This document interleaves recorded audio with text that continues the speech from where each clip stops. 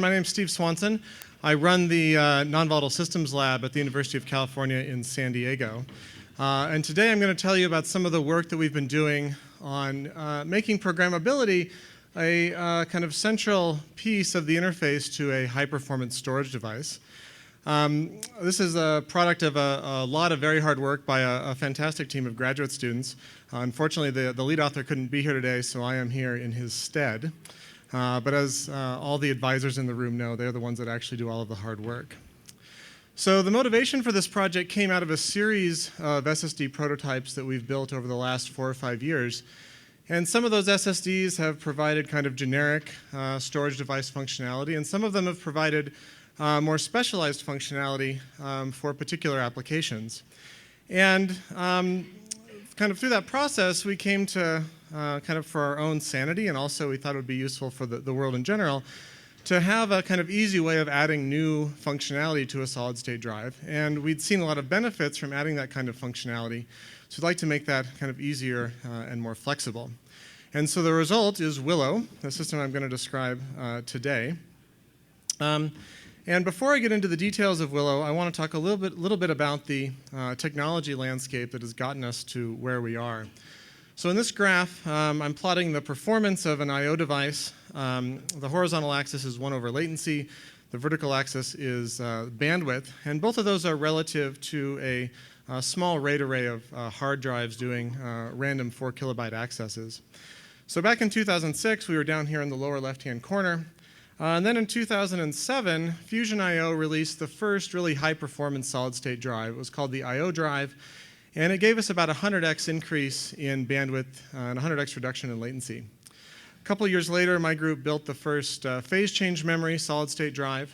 Phase change is a potential replacement for flash memory. It gave us a pretty good boost in bandwidth. We lost a little bit of latency because phase change was not quite ready for prime time. And in the meantime, of course, other manufacturers have built faster and more capable SSDs that have delivered even more bandwidth. And if we look forward maybe a year or two, we can imagine building next-generation phase change memory SSDs that will provide even more performance. Once we get there, we'll be looking at between about 640 and almost 900x improvement in performance relative to existing disk drives. And on an annualized basis, that's between 2.2 and 2.3x per year, which is an enormously high rate of change for some aspect of computer system performance. The other thing that doesn't show up in this graph is that the flexibility of these storage devices is also increasing. So SSDs can support quite a lot of concurrency. They can have many outstanding accesses being serviced at the same time. And they're very good at random accesses. And that means that these SSDs are much more flexible than the hard drives that we've been stuck with for the past 30 or 40 years. Now, this is not the first time that some piece of hardware in the system has had kind of a dramatic increase in capability and flexibility. And we can look at GPUs to get an idea for how kind of programmability comes about in these systems. So if we look back to the late 90s and the early 2000s, we had graphics accelerators that provided a very rigid interface to the rest of the system. Now, it turns out that these GPUs were actually somewhat programmable inside. There was firmware that ran on the device, but the programmability was kind of hidden. And then as GPUs became more capable and more flexible, they began to expose some of that programmability to the programmer, initially in the form of programmable shaders, and then eventually in the form of kind of full-blown programmability that we have now with things like NVIDIA Tesla. And it turns out that modern SSDs are actually at this kind of early stage of programmability where there is programmable hardware, but it's hidden behind kind of a rigid interface. So this is what a conventional system looks like with an SSD installed. We have a host. It communicates over some standardized interface, whether it's SATA or SAS or NVM Express.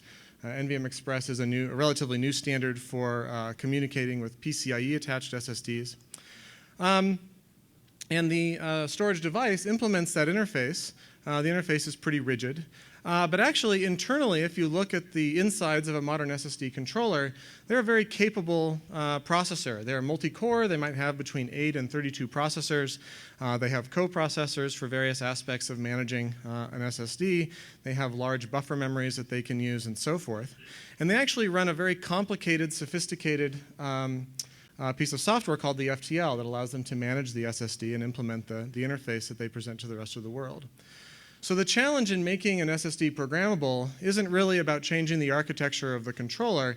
It's really just about coming up with a way of exposing the programmability that's already there to the developer in a way that makes it safe and easy to build new functionality.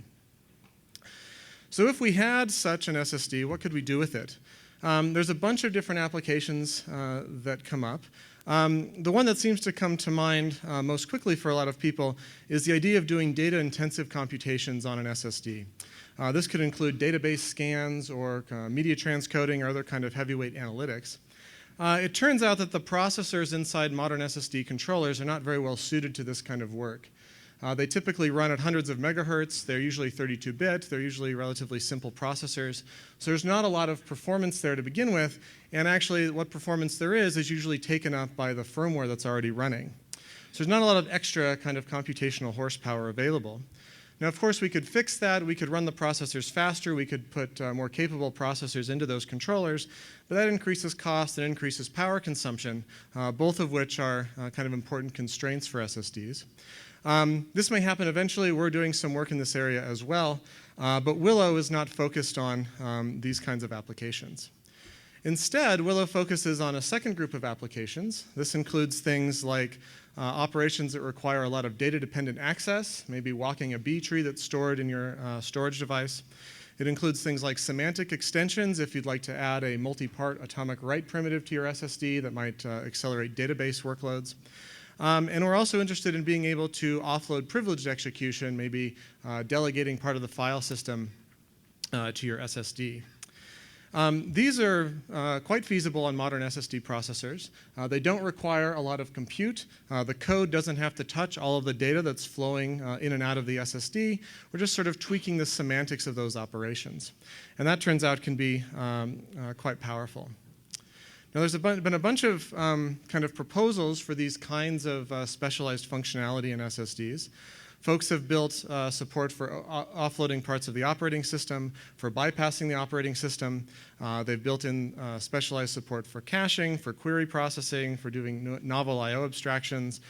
People have built key value stores and transaction support, and people have also built in support for virtualization. My group has done a lot of this work, and other groups, of course, have done a lot of it as well.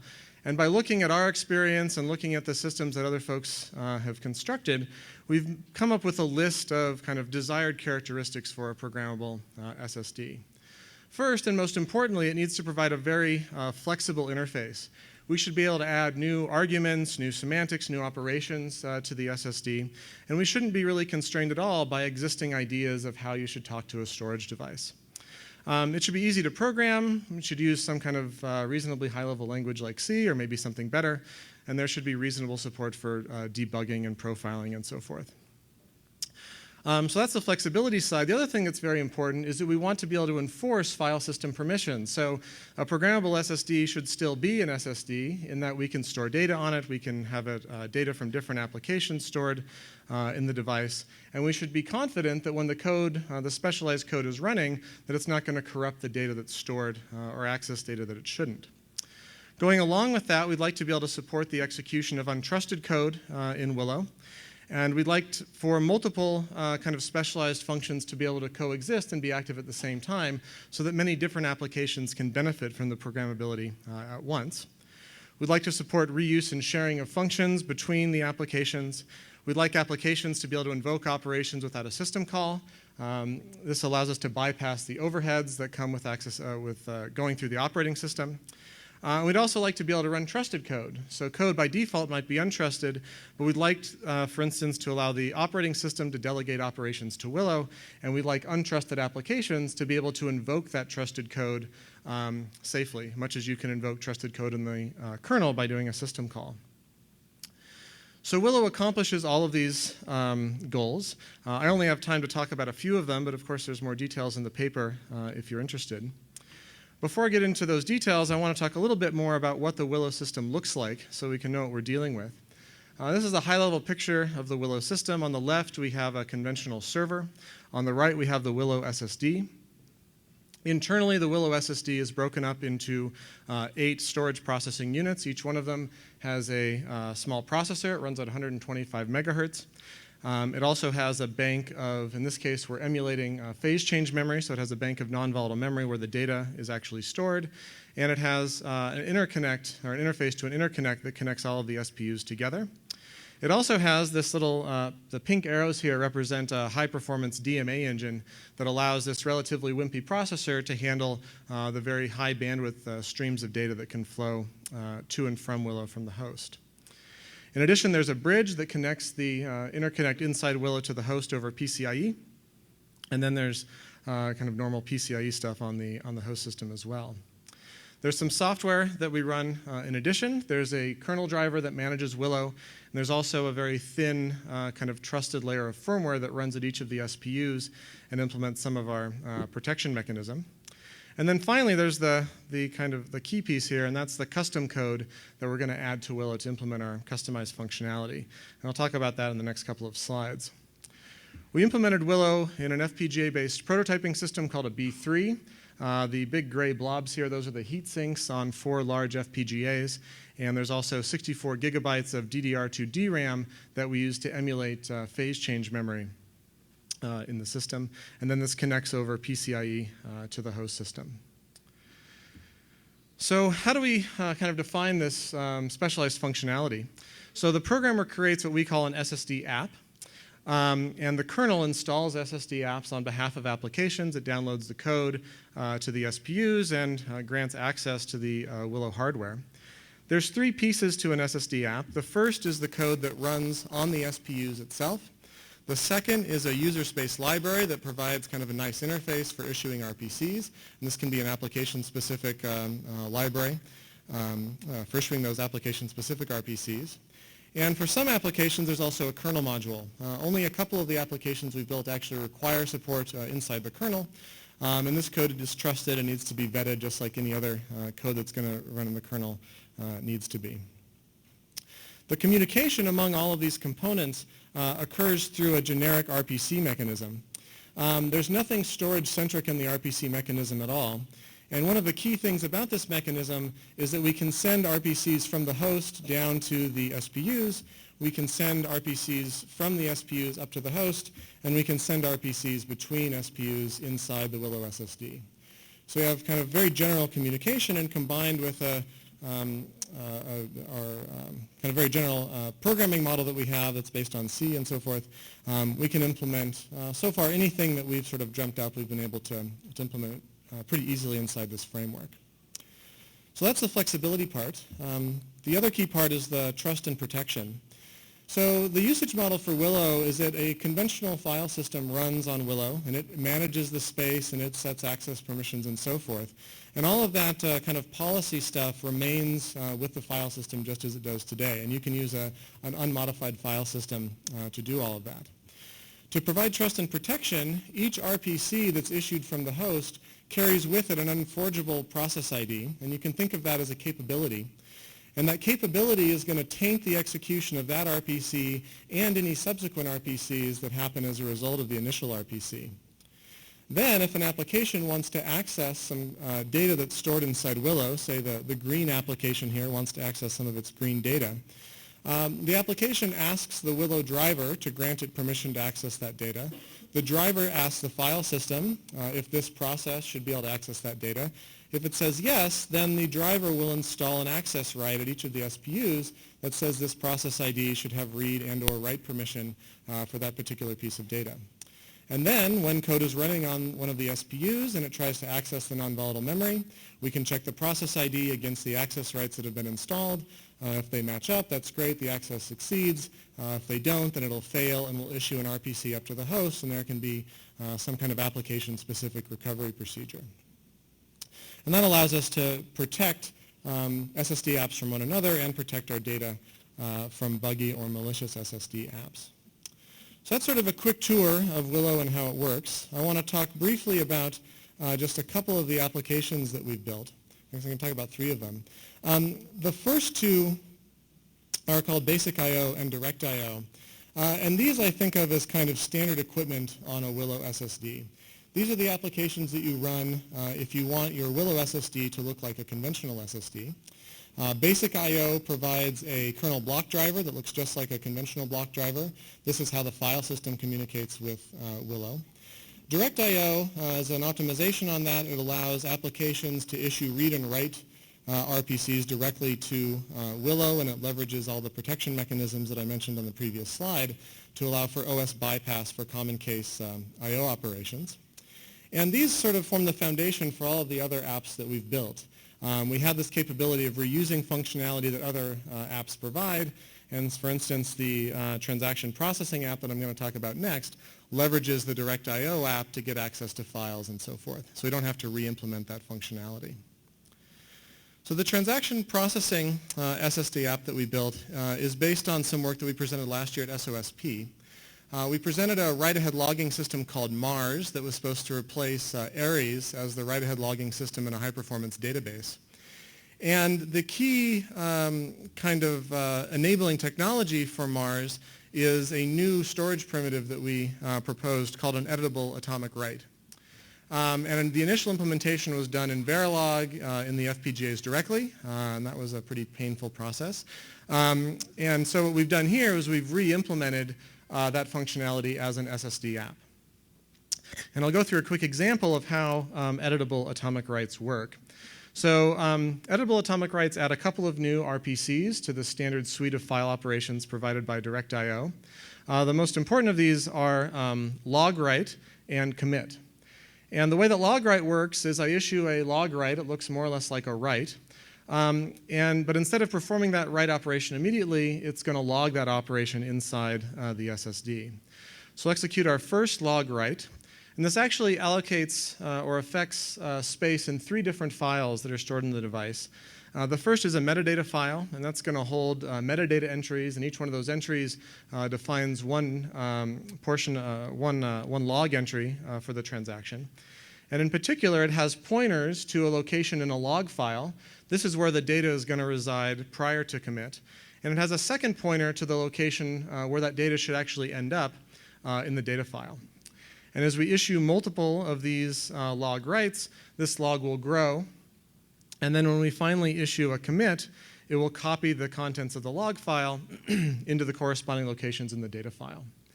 So this is a pretty complicated application. We're maintaining a pretty sophisticated data structure inside the SSD, and all of that function is implemented inside the SSD app. This was the most complicated application that we developed. And it was really exciting as my student was working on this to kind of see the benefits of the programmability. The initial implementation, which was done in FPGAs, took many, many months.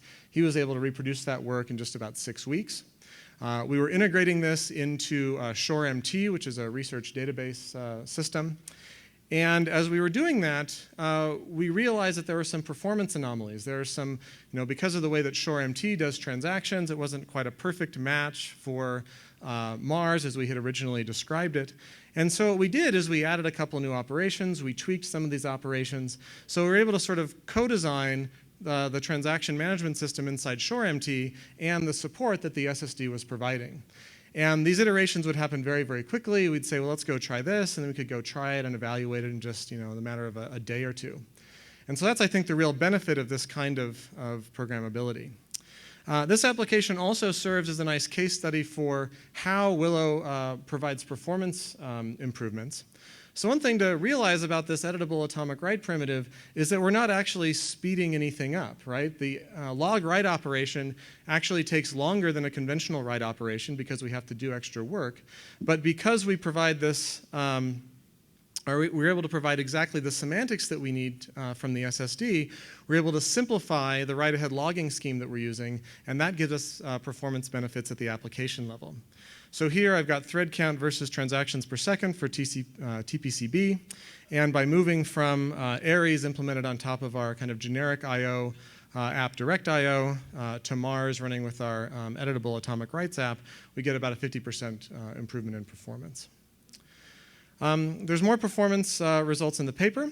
I will talk briefly about some observations and limitations that we've made during the design of the system. The first is that SSD app development turns out to be relatively easy. We have a nice set of debugging tools that we can use. And it turns out to be pretty quick, and it's a reasonable programming task. It doesn't take anything too heroic. The second thing is that the composability between SSD apps is really, really valuable. As I said, we reuse the functionality in direct.io quite a bit. There's some limitations with the current architecture. One of them is that we stripe data across the SPUs. And that's great for bandwidth, but for operations that need to touch data on multiple SPUs, that makes implementing them a little bit more complicated. This is actually a limitation that goes away in modern SSD controllers. They usually use kind of a centralized memory interface, and then all of the processors have more or less uniform access to it. The more pernicious problem, though, is that there's limited access or limited space for code and data storage inside each of the SPUs, and that limits the number of applications that we can have installed simultaneously. And this is a problem for us, and it's also a problem in modern SSD controllers. So there's some room for some additional work there in virtualizing that somehow to allow more flexibility. So to wrap things up, I really think the time is ripe for programmable storage. These fast non-volatile memories that are appearing are going to increase storage flexibility. They also are going to increase performance demands. Existing SSDs are already software defined, so the hardware we need is already there. Numerous applications are already kind of on the horizon that could make use of that programmability. And we've demonstrated with Willow that we can provide a clean interface that's very flexible, that integrates nicely with existing software and is powerful enough to implement pretty complex applications, all while preserving conventional file system protections. And then we've seen with our performance results that providing that kind of specialized functionality can simplify and accelerate applications. And so with that, I will thank my fantastic team of graduate students for all of their hard work, and I'm happy to take any questions.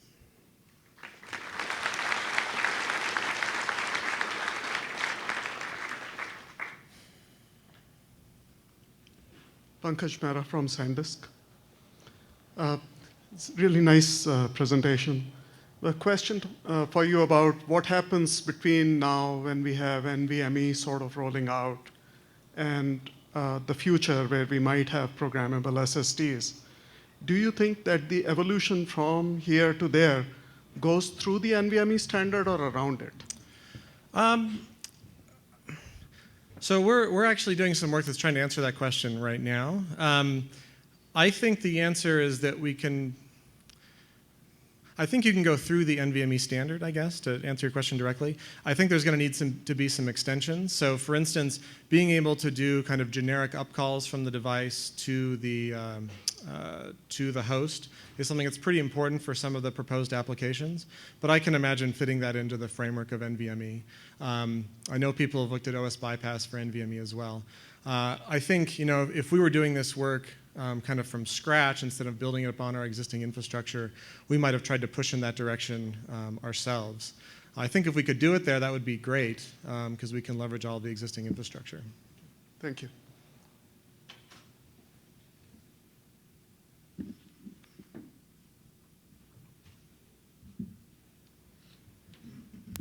I have a question for you, Steve. All right. So one of the motivations for this work was the increased performance of I/O devices.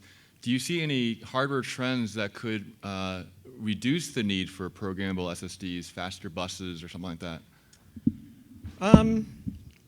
I guess I don't see many trends going in that direction. So PCIe continues to get faster, but the latency doesn't improve significantly. And that's one of that latency kind of missing the ping-ponging between the operating system and the SSD is one of the benefits we're able to leverage. The other thing that we're able to leverage is that it's just the programming environment on the SSD is much, much simpler than it is at the host. There's much less variability. There's many fewer interrupts. You don't have scheduling problems and so forth. And that sort of kind of very reliable, predictable behavior is also very important nowadays for storage devices. So I don't see any trends kind of pushing that way. I see instead trends pushing towards more capable processors on the SSDs and kind of similar trends with GPUs and network cards and so forth. Sort of a broader trend towards more programmable peripherals. And I think we can sort of ride that wave as well. All right. Well, thank you very much. Let's thank our speaker.